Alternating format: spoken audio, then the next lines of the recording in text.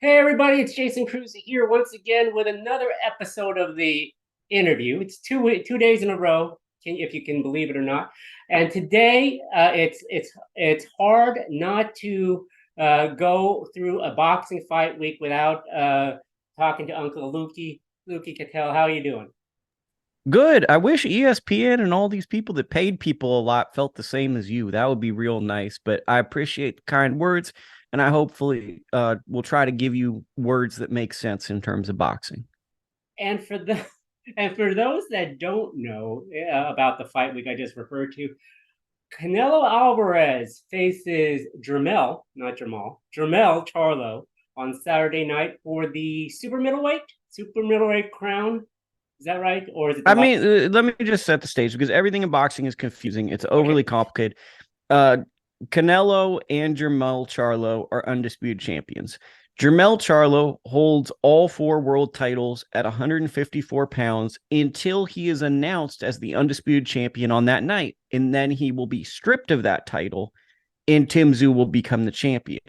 Canelo Alvarez is the 160-pound super middleweight champion who last year went up trying to win another light heavyweight title against Dimitri Bivol. He lost. People go, well, how is he undisputed champion still? Because that wasn't for the undisputed title. So this is for Canelo's undisputed four belts in the super middleweight division against a guy who's 14 pounds lighter than him, moving up, who is also an undisputed champion. So the selling point is undisputed versus undisputed. Clear as mud. Uh, so let's set this. Let's go back a little bit for how this fight came to be. So Canelo lost to Dimitri Bivol at 170 pounds. Was that right? Is that right? 175, but once again, boxing ambiguous weights. So Okay. like you think it's somewhere, and but he loses at 175, gets outboxed. Scorecards sketchy, close, don't reflect the actual fight we saw. So yeah, and then so and now it's Jermell and so clear us up for the casual boxing fan. Jermell and Jamal Oh, Charles. I got you. So if there's ever any point where you just feel a little uncomfortable, throw it to me Okay. because this is literally my job, one of my jobs. Okay. So Jermall Charlo is the older brother who fights at middleweight. He has Okay. not fought for 2 years. So if you just started watching boxing, there's a good chance you've only seen him fight once or you've never seen him fight. That being said, he still has the WBC middleweight title because Mauricio Suleiman and the WBC are standing with him because apparently he's having some undisclosed mental health issues that are keeping him from fighting. Jermell Charlo is his twin brother who has been campaigning at 154 pounds, who also doesn't fight all that often, but he undisputed all four titles. The issue is Jermall Charlo has been very inactive and has gotten into incidences with like Caleb Plant. Caleb Plant slapped him. Because their names are so closely intertwined, in a casual capacity or when people are talking about this fight, it's easy to confuse the two brothers because their names are very close. They're twin brothers. And honestly, they've got kind of been moved in a similar manner, except Jermell Charlo has picked up all four world titles. Okay. And so the last time we saw Jermell Charlo, he had fought Brian Castano and won via KO. It was a rematch of, so they fought in 21, and it was I thought was one of the fights of the year, Brian Castano and Jermell Charlo in July 2021. That was a split draw. And then they come back, rerun it back in May 2022. Jermell dominates. I guess you could say dominates. He stops Brian Castano, and here we are. He gets Canelo. Was this the fight that Canelo wanted, or was there someone else out there that Canelo wanted to fight? Great question. Story time with Uncle Lukie. So what Oh, happened was Canelo fought Golovkin, which was basically Lethal Weapon 4. It was kind of fun. Let's get the gang back together. Here's old Golovkin. He's not what he is. Here's Canelo. It looks like he's kind of like an older guy now, too. Let's get him in. It's a fun walkout. And then, oh, yeah, they're old. So that happened. Then we did a Mexico fight with Canelo against John Ryder. Drops him, doesn't stop him. Everyone going into that fight. Look, John Ryder's Hall of very good. He's not a Hall of Fame fighter. Canelo usually beats the brakes off of guys that walk forward. He went 12 with him. So he's coming off of really 3 disappointing performances. That was the conclusion of his DAZN contract. From concluding his DAZN contract, many people were hoping he'd jump into a fight with David Benavidez. Benavidez had beaten Caleb Plant, and that was a WBC eliminator fight in subcapacity for the super middleweight title. That was an exciting fight that we were hoping we'd see in September. There was a lot of posturing, a lot of internet stuff, and Dimitri Bivol was sitting in the wings going, hey, man, I want to fight you too, but I want to fight you at super middleweight, not light heavyweight, so I could try to get that legacy component to my career. Canelo then signs with PBC, and the talk was he was going to fight Jermall Charlo. The older brother was the internet rumor.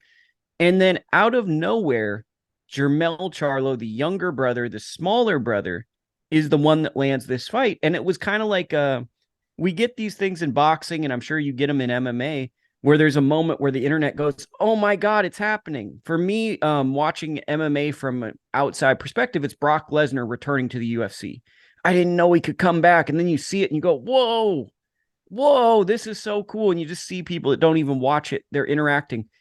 This on a smaller scale had that impact because no one really believed that it's a video game fight, right? It's the best guy in one division fighting another guy. It's if you have your nephew over and you just pick fight, it's a video game fight. So when this fight came about, it was very shocking.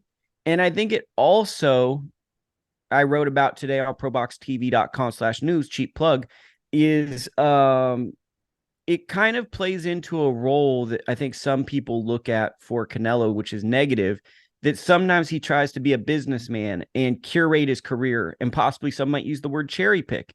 He is fighting a smaller man who's not accustomed to this weight when there's guys like David Morrell, Demetrius Andrade, and obviously David Benavidez, who are all really interesting super middleweights who I think would generate a similar fanfare. Do you think that Canelo is not looking, well, how do I say it? Not looking forward to a David Benavidez fight? Well, I think that Canelo, in my opinion, is not the best version of Canelo we have seen. I think he's coming down the hill. I think that there's an argument to be made. He's no longer a top 10 pound for pound fighter. This fight, for me personally, and people listening to this show can decide whether I'm a credible person. So some people could just go, oh, this guy's an idiot. Some guys might say, some girls or guys might go, this guy's the greatest guy ever. So I might listen to his words as gospel. Don't do either. Make your own opinion. Listen to what I'm saying. Find the truth in the middle. But for me personally, if Canelo doesn't look good in this fight, if he loses, if this close fight, he's a back end pound for pound guy. He might be off my pound for pound list. He's about 7. I'm probably going to go through and make a list this week and figure out my pound for pound. Maybe I'll do it next week, but he's about 7 right now. So if we're just being rational, smart people, I'd like to say successful people, both of us, why would you take a David Benavidez fight? Why would you fight a guy who's young, hungry? He's kind of everything Canelo was 10 years ago. And I think that when we look at the modern boxing superstar, they're not as willing as guys like Oscar De La Hoya or many of these other fighters to pass the torch, to take on the great young fighter. And I feel like Canelo is really trying to elongate his career without having to fight those type of fights where it could be a passing of the torch and giving his fan base over to another fighter, especially a Mexican-American fighter. Well, and just from casual perspective, Benavidez looks like the guy in that weight class, or whatever weight class you want to put him in. He looks like the guy right now that can carry that weight class and can be a marketable guy. He was very impressive against Caleb Plant. I don't know where in the career arc Caleb Plant is, but I definitely thought that he dominated that particular fight. Let's talk, but you mentioned John Ryder. I totally forgot that Canelo had that fight. It was like a flash there, like not a big band. Inconsequential. Yeah. It's like if a tree falls in the woods, did it really fall? That's what that fight was. I went to a San Francisco Giants game instead of watching that. I was like, I'm not even going to do live coverage on it. Yeah. Yeah. I mean, it was probably not the best for him. However, this Saturday, what do you think? What do you expect to happen? What do you want to happen? I mean, 2 different questions, right? But what am I expecting? I'm expecting to see Canelo following, using defensive moves, and trying to land a big shot on Charlo and break him down with pressure. I don't think he has the output anymore to really throw a lot. So I think we're going to be looking at a 10 to 15 punch, power punch Canelo. And it really comes down to the conditioning of Charlo. I think that people are really discounting Charlo. I think Charlo has a great chance to win this fight because Charlo, yes, he's smaller, but he has a style with movement and the ability to throw shots. He's a live dog in this, depending on where Canelo is in terms of injuries and motivation. What I would like to see is a fight where that holds true and both great fighters have great moments. Canelo drops him or rocks him. Charlo faces adversity and gets up and fights back and maybe rocks, right? That's how we get a great fight. That's how we get something interesting. What I'm expecting is Charlo to have a lot of success. And I kind of feel like Charlo's also a little tailor-made for Canelo.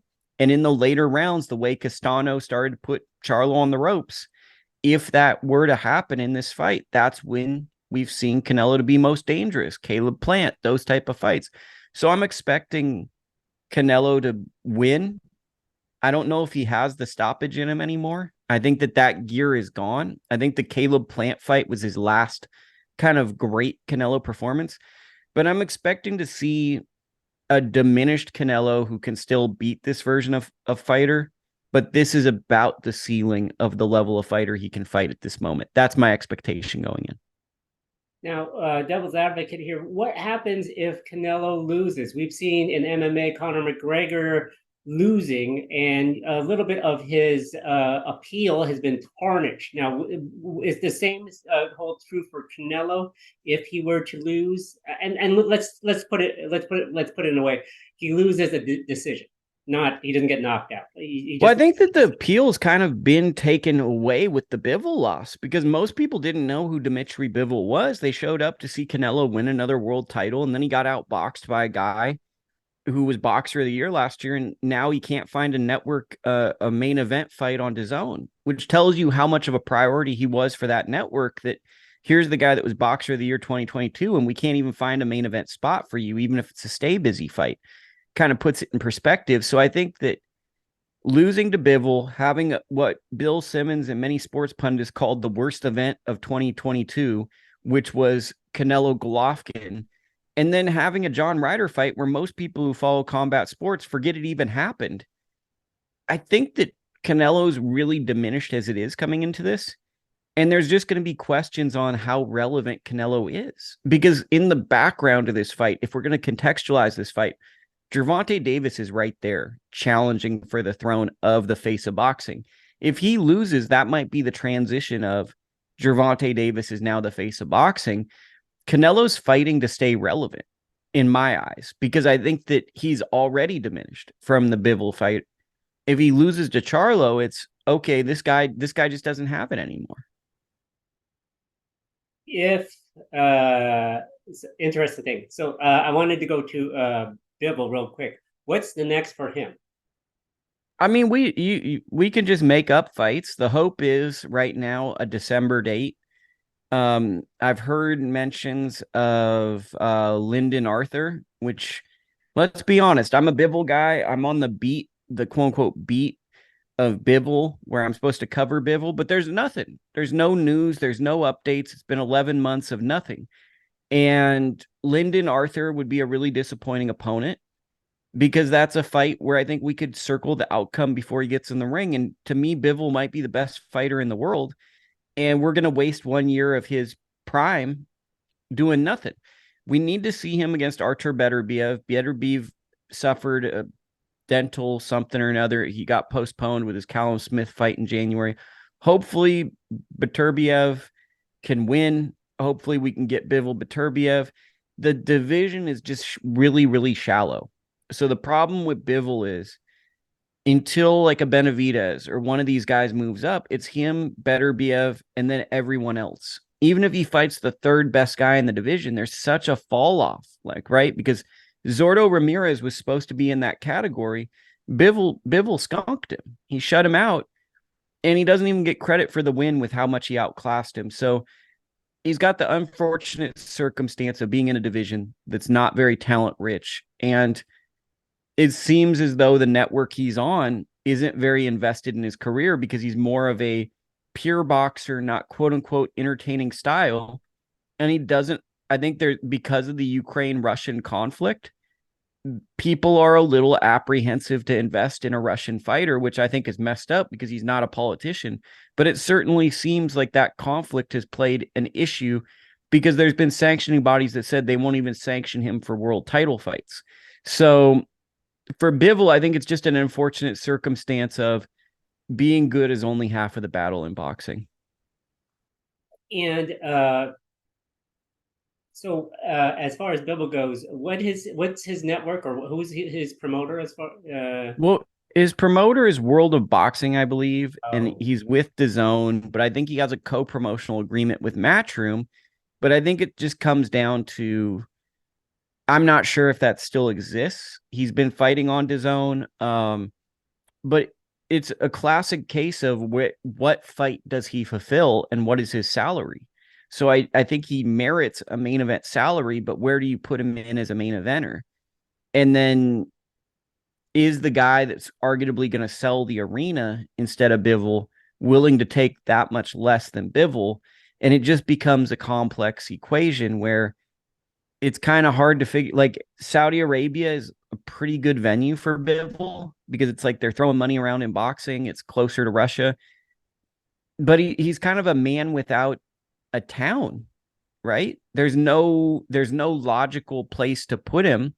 And I think what's disappointing was coming off the Canelo performance, in my not having to deal with the math and the economy of boxing, it seems like the easiest solution for that would have been, let's just throw him in front of more fans, put him in with Mexican boxers, have him win and build a relationship with some form of a fan base.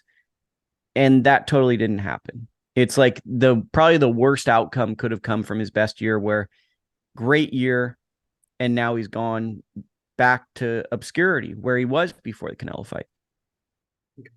I wanted to go through. We could do kind of a rapid fire kind of thing, some questions on three fighters, and give me your opinion. What's up next for them and their future? I guess in the next year or so. Yep, Whatever. shoot. So, Tank Davis. He's gonna make a ton of money. We got to find out if what his track is, right? So Calvin Ford is saying that they got a big fight on deck. We don't know if it could be, I really think it could be Sean O'Malley, because we're doing a lot of these circus fights, Really? and like, Okay, let's get into that. okay, Is that really a thing? I don't know, but like if you're looking at it, Calvin Ford's saying we're looking at big fights, right? So Frank Martin or Isaac Cruz, does that scream big fight to you, who's a casual interest boxing fan? Yeah. No, it doesn't check that box. So it's either Sean O'Malley or it's Teofimo Lopez, or if we're going to use the word big fight and take them on their word, it has to be something shocking, right? You can't just do business as usual and use the word big fights unless we're going to lose trust in the person. So I think the big thing with me for Tank Davis is he's going to make a ton of money. He's kind of an interesting figure when you look at him in the context of America, because it's like his career parallels like that whole Chicago rap movement, like where there's all these influential kind of black celebrities that came from like poverty, and you got the Little Dirks and the Chief Keefs, and you got all these, and it like spawned this whole ecosystem that somehow went across America, like where people are like, okay, this is what I want to emulate. And it's like Davis isn't from that, but it's like his career parallels the rise of that. And it's interesting that a show like The Wire was so influential. And then Tank Davis, like 5 years later, comes out of the foreshadowing of The Wire. Like he has a lot of things that just naturally worked that people in America were consuming. And he's like the byproduct where you can look at art in America and go, oh, that's that guy's story. And he knocks people out. So he's always going to make money. My question is, does he care about the legacy? Because we need a couple of these big fights to kind of, I think he's one of the best lightweights in the world, but we need to kind of see, where does he shake out?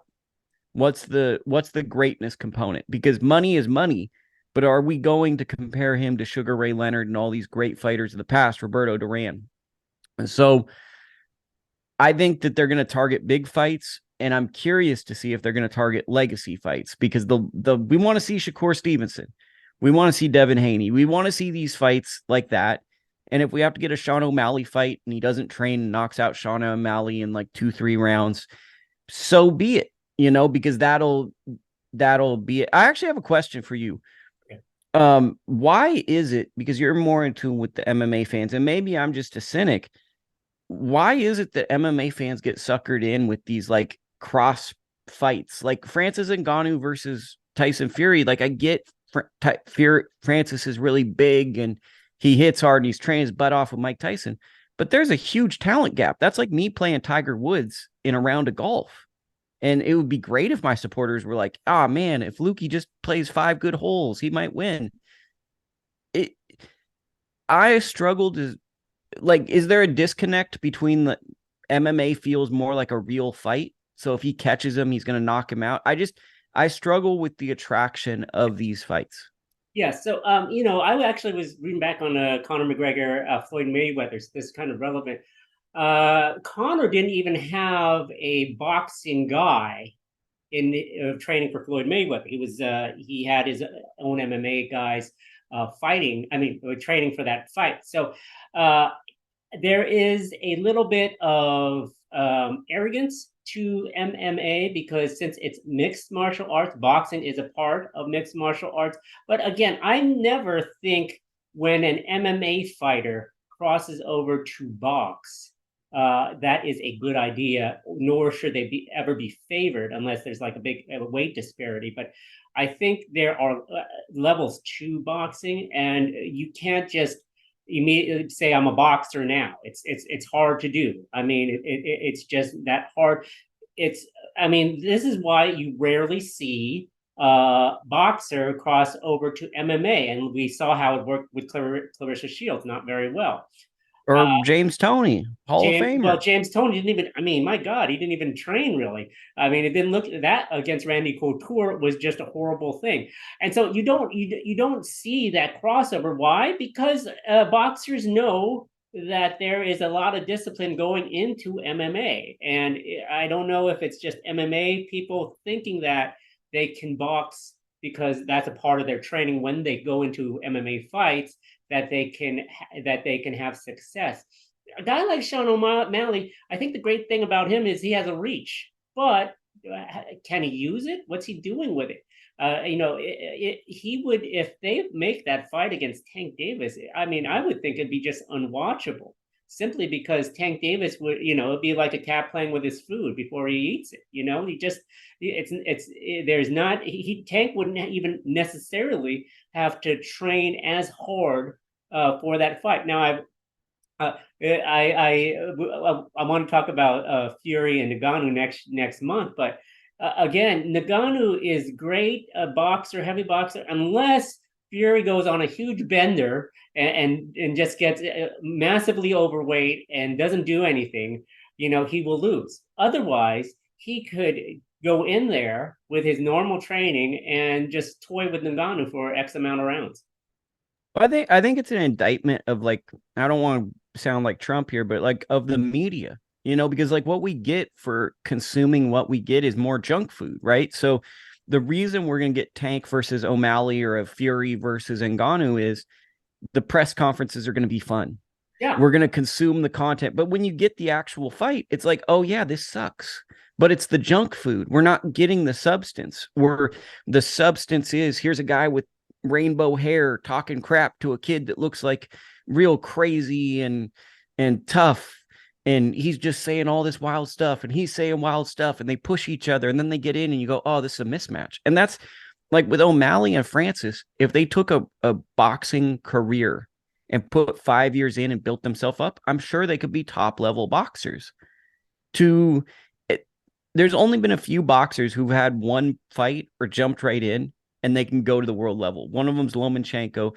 Very few. And I just think that my personal belief is the MMA fighters know what they're doing. They just see the money. So they're like, okay, let's just go in. Maybe we can do something, land something big, roll the dice. but this is more money than what we could make doing this. And we can just kind of go to the next level. We saw what Conor McGregor did. He made the money, he left MMA, and he started running businesses, and he became a much bigger thing in the world. So if I do this cross promotion, I become a symbol of MMA and boxing. I become someone who's relevant possibly to like culture at large or even the world. And it's kind of like a retirement plan is the way I view it. It is telling about MMA and its pay structure when O'Malley wins the world title and immediately says he wants to box. So there's that. But yeah, so interesting on Tank Davis. I want to go next name. Next name I have for you is Terence Crawford. Man, Terence Crawford's probably my boxer of the year, and he'll probably only fight once this year. I think that if fans of your program, and I'm sure there's many of them because I'm a fan of your program, it's a very good program.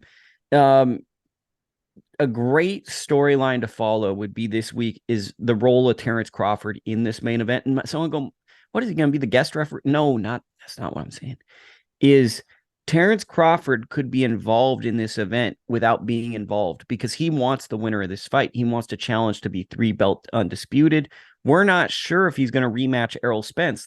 They said that there's a quote unquote finite date of, you taught me about sunset clauses. Maybe we'll use the word sunset clause where it has to happen in December or else Terence is with Errol Spence to do a rematch. It has to happen.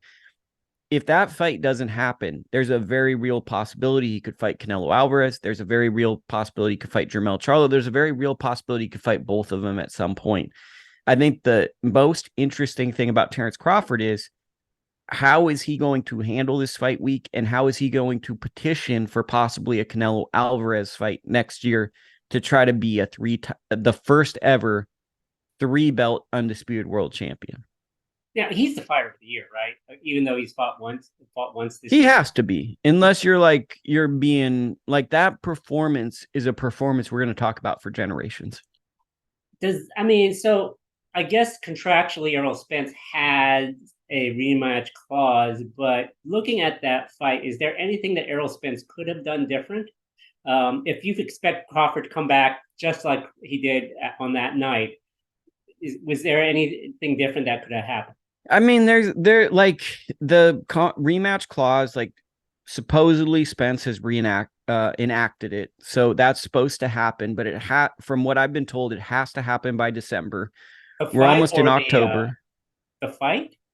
Yeah, the fight has to happen by December through the contract. So the way it was worded is it had, from what I was told, and you're more official at looking at contracts than me, so I might not know what I'm talking about. But from what I've been told is 2023, the fight has to happen. So December is the finite thing. I think that tells me that there was a belief Spence was going to win, and they threw the rematch contract as a secondary thing, and it was written in that way. He took a ton of damage. I don't love him coming back by December. He took a ton of damage. And I think the storyline for that fight would be, what weight class is it going to happen? So the belief was the fight was going to happen at 154 for the rematch because that's a more comfortable weight for Spence.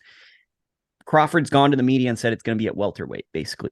Like, I'm fine making welterweights. Spence would have to do that, which kind of makes me think they might not do the rematch. And then another element is longtime trainer of Terence Crawford, Brian McIntyre, is locked up in the UK. He got caught with a pistol going through the airport security. But he's still there. And he's still there. He has his court proceeding on October 9th. So he's sitting, he's in whatever he's in. And let's say that continues.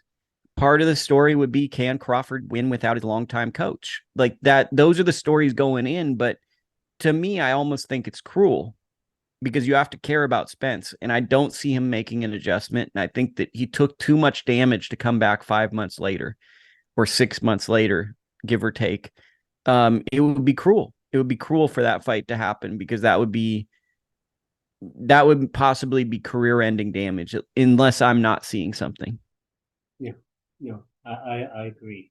Okay, last fight I want to go over with Ryan Garcia. Now he's been through some legal troubles. Him, similar to Canelo, I guess, with Golden Boy. Golden Boy and Ryan are going to mediation to determine what happens next with him. There's been talk about him fighting in November. What are your thoughts on Ryan? So I don't know anything of the legal process, and I've kind of stayed out of that. I talked with Eric Gomez. This is cool. I get to say like exclusive stuff. I talked with Eric Gomez of Golden Boy Promotions. He's the president. I kind of avoided the legal stuff because my experience of legal stuff is like you ask them and they give you like a very scripted answer that a lawyer has told them to directly answer in this manner.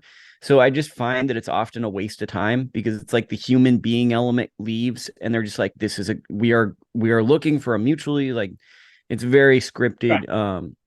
And that what I do know is there's a targeted date of November 18th is the suggested date. There's been an assortment of opponents that have been looked at. I know that at the time I talked to him, it was in August. Jose Zepeda was a name that he said had been mentioned. He obviously just lost to Richardson Hitchens. Dan Rafael said Pedro Campo is a name. Oscar Duarte is a name who's surfaced, a Golden Boy Promotions prospect. There's an assortment of kind of mid-level guys who are solid, reputable fighters, but have never they're kind of similar to where Carlos Morales was when Ryan Garcia fought Carlos Morales years ago. There's an assortment of these kind of guys where this is a chance of a lifetime to fight Ryan. The big question is Ryan going to fight there? And another subplot of that is, where would this fight take place? De La Hoya recently basically said taxes in California are very expensive. It's hard to run shows here. They're running a show October 21st. I think it's October 21st. Yeah, it's October 21st. It's not October 18th. November's 18th. With Alexis Rocha, Giovanni Santillan. I'm sure your subscribers are tuning into that fight. That's like only for the most hardcore of hardcore fans. But what I say is that was supposed to be an LA fight date, I felt. Okay. And now we're looking at Arizona, Nevada, possibly New York. And when you start not having a fight date and we're entering October, that's when I think things get pushed back. So I think the plan was November 18th, Ryan, December, Virgil Ortiz. That was the plan kind of going into the fall. But now I'm hearing things that Ryan Garcia is targeting a big fight Super Bowl weekend. So Super Bowl weekend is kind of close to November 18th. Second week of February. Yeah. So that's the Ryan Garcia update. You know, I'm not sure if he comes back this year, to be honest, because as I said, Super Bowl weekend, that's pretty close, you know, and it would seem that something would have had to be announced before he fights in November just to promote the thing, to be honest with you. It's October next week, so it would seem like that's too late to promote a fight and sell tickets and whatnot. And how, I mean, did he take any damage as far as his reputation, boxing reputation, when he lost to Tank Davis? I think he actually gained popularity and respect, because I think the knock on Ryan Garcia was he was fighting people who were kind of tailor-made for him. The toughest fight of his career was against Luke Campbell, and he faced adversity and won. But I think even though he lost to Gervonta Davis, the fact that he fought Gervonta Davis made a lot of people respect him, because people didn't really take him, even though he had this decorated amateur career, people looked at him as more of a social media influencer than a professional boxer. And I think that showed people that he was willing to take these big challenges. So the last question that I have, as we end with ended that Ryan Garcia conversation, is Dana White. So usually Canelo fights, we started with Canelo, Charlo, and we kind of diverted off into a greater conversation on boxing. But usually Canelo fights Mexican Independence Weekend, which is, I believe, the second weekend of September. However, Dana White has taken that date, the T-Mobile Arena in Vegas. UFC is a anchor tenant, so I think they get precedence over that venue. He has said that he will run Vegas every Mexican Independence Day weekend. Usually and traditionally, correct me if I'm wrong, that boxing is usually there's a big boxing event every Mexican Independence Day weekend. What are your thoughts on Dana White basically usurping that weekend for his sport? Well, Dana White kind of reminds me Hello? music and business, where like if he saw a vulnerability, he tried to get in front of it, and he'd try to say like, okay, I'm going to do this because he sees the market going down. So he'd try to take credit for something. Canelo's about to be done. And who's the next Mexican star who's about to surface? We don't know yet in boxing. It's a very unprecedented time in the last 30 years. We had Chavez when I was a kid. Then that went to Marco Antonio Barrera, Eric Morales, Juan Manuel Marquez. Those three were always around. Then that kind of jumped into Canelo Alvarez. We had Fernando Vargas. We had Oscar De La Hoya. There was always a prominent, whether it was Mexican American or Mexican fighter, who was fighting at or around those dates and interested the Mexican fight fans. Our number 2 Mexican fighter is Juan Francisco Estrada. I'm sure everyone's huge fans of him. Then we got Emmanuel Navarrete. He's probably going to fight Shakur Stevenson next year. I don't think that'll go good for Navarrete. Then we got Luis Alberto. What I'm basically saying is like the closest thing we have to the next Mexican star is either David Benavidez or Jaime Munguia. And neither of them are ready to take over a fight date like that. So what I think Dana White is doing is he sees the end is near for Canelo, and he sees a way to kind of take credit that he's going to overtake this date, and he sees a vulnerability in the market. Now, how about Ryan Garcia?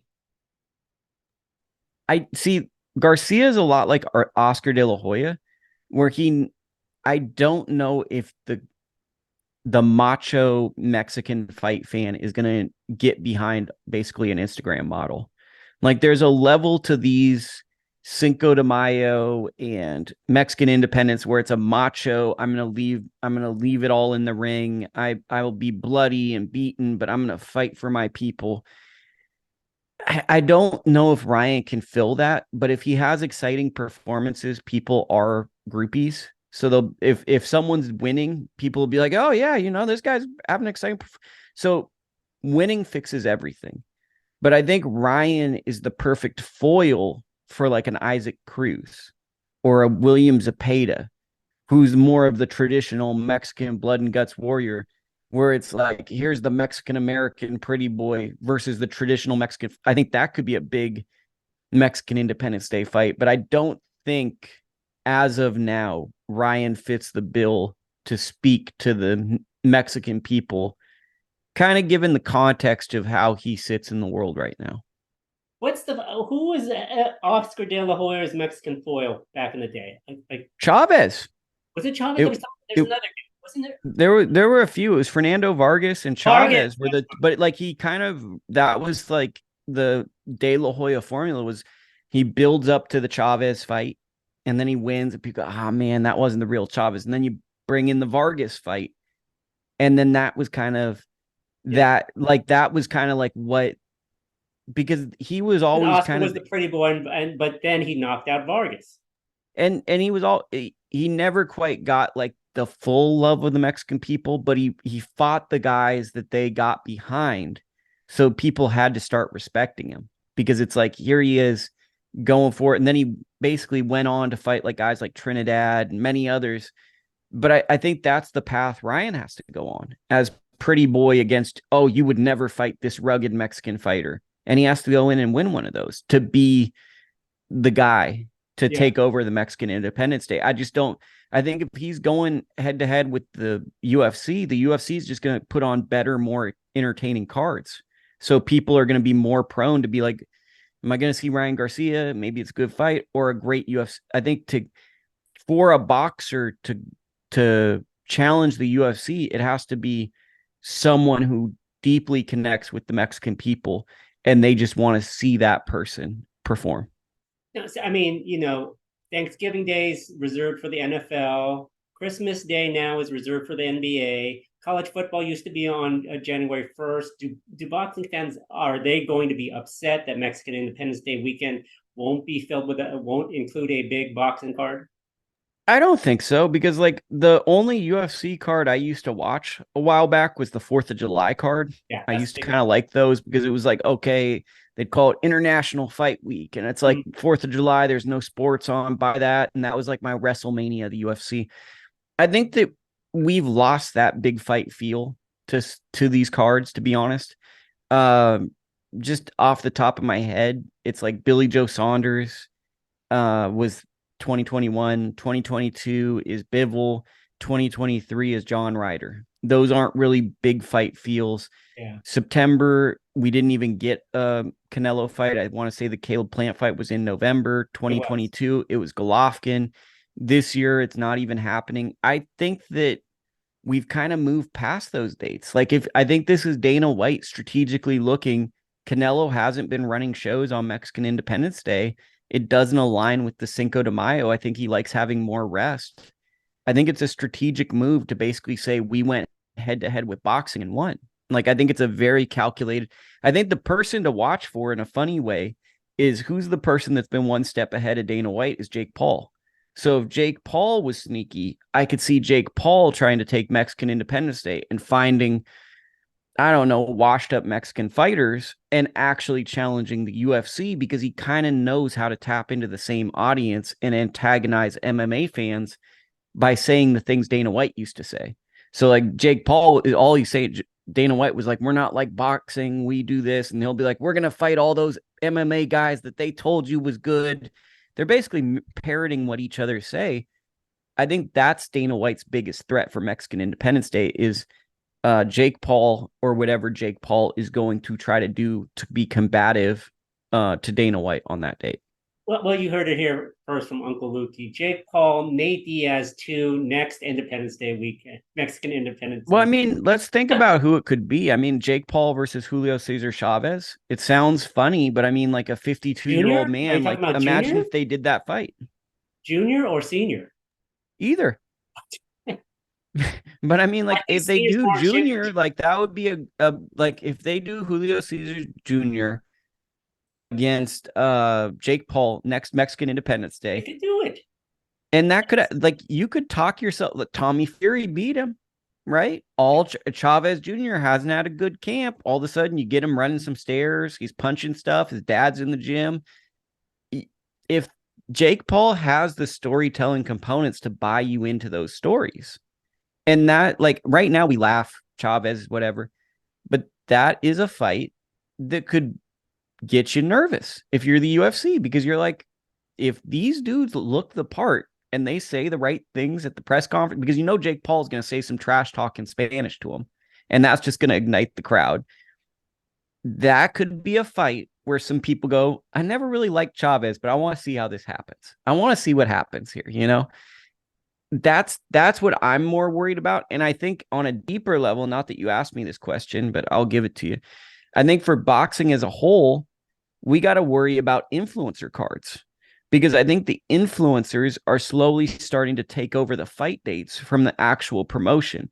So when you look at things, and I know you're a numbers guy, I'm a numbers guy too, I like analytics. You got to hope that the numbers aren't solely why people buy fight cards, because if accolades don't mean anything, influencers are going to get more dates than championship boxing, because they're going to draw in more people based on what they've amassed through social media and views. And I think that's a bigger storyline in boxing than we're seeing, because I think slowly you're going to see networks go, if we want boxing, we want people that bring viewers. And we're devaluing accomplishments and achievements to the point where people aren't tuning in for accomplishments and achievements. We gotcha. So tell us where we can find you, Lukie. At Lukie Boxing, I have a Substack, same thing, Pro Box TV News, and got a podcast and stuff. Just, I mean, it's, if you think I'm okay, just kind of Google my name and stuff will come up. Hopefully it's not bad stuff. And I'd like to believe I'm pretty active. I'd like to believe I'm like putting out stuff. So if you like boxing, you could like stay informed and all that stuff, but maybe I don't. So you gotta sell yourself, Lukie. I mean, everyone, that's always the lamest thing, you know, when people are like, well, check this out. Here's the world's best boxing. I'm out. Like, look, there's a ton of people that talk about boxing. I genuinely feel like I know the sport. I've been around the sport, but at the same time, I'm not going to beg and plead. So if you listen to this, if you enjoy this, hey, give it a chance. That's how I'd like to hear it. If you don't, I've been on this earth for a long time. My birthday's next week. I'm going to Pebble Beach. I'm going to be blessed today. I'm going to be blessed tomorrow. Even on days when I'm sick and possibly could be close to death, I will still be blessed. So if you want to be on this journey with me, cool. If not, I mean, I'll keep going and you'll hear me whenever I come on this tremendous program. Thank you so much, Lukie. Canelo, Charlo this Saturday night. Tune in. It'll be great, we hope.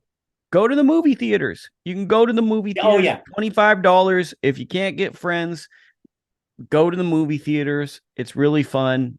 And the great thing is, if you're like me and you go to the movie theaters, now it's normalized to be on your phone. So you can tweet while you're in the movie theater. There's no shame to it. Everyone's on their phone when you're in the. I went to see Indiana Jones. Everyone looks like flashlights in every row.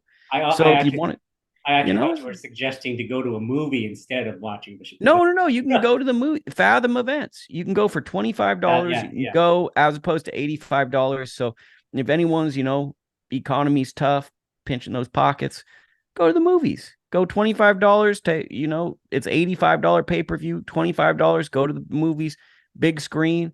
And, maybe it'll be a memorable. I think that's in closing. That's what we want from this stuff, right?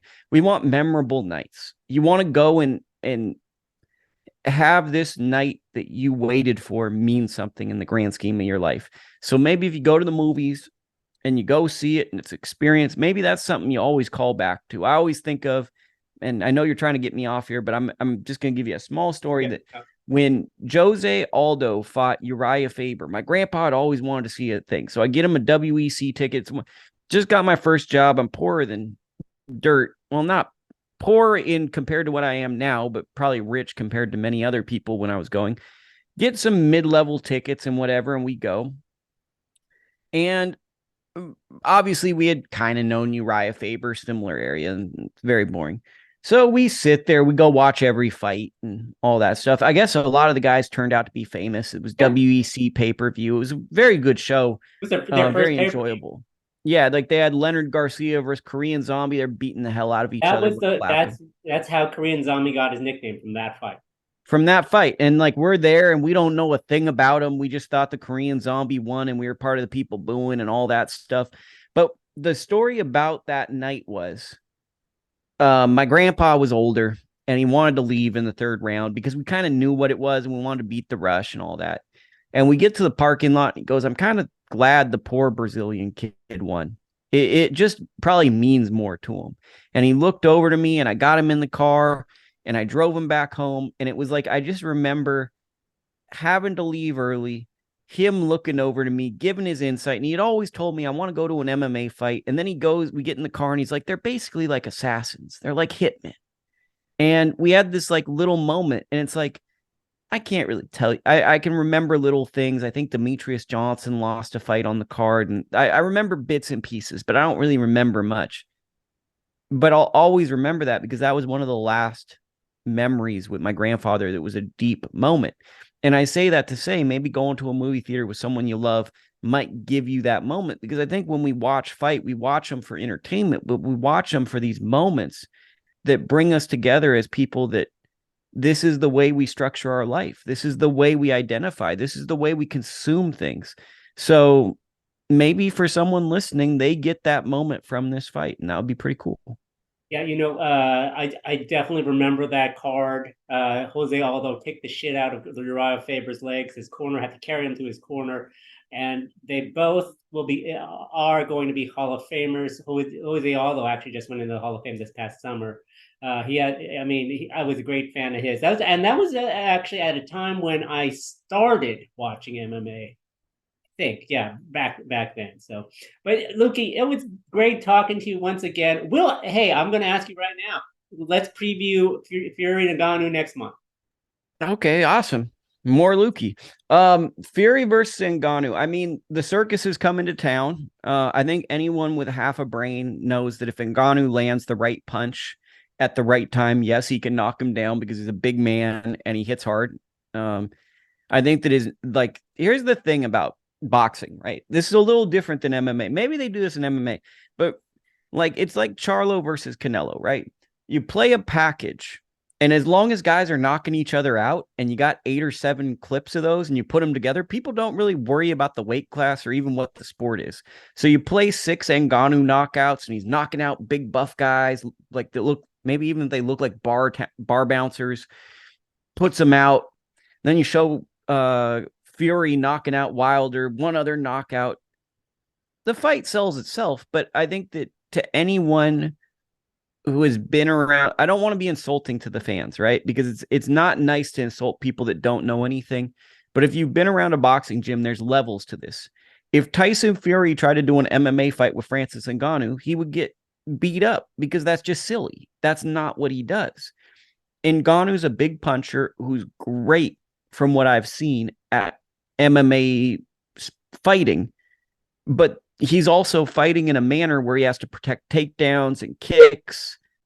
Traditional boxing is different, and he's got to make 10 years of progress in 3 months with Mike Tyson, who fantastic fighter, one of the greatest minds in boxing, but he hasn't really trained a lot of people. So Mike is also learning on the fly while training Francis Ngannou for this fight.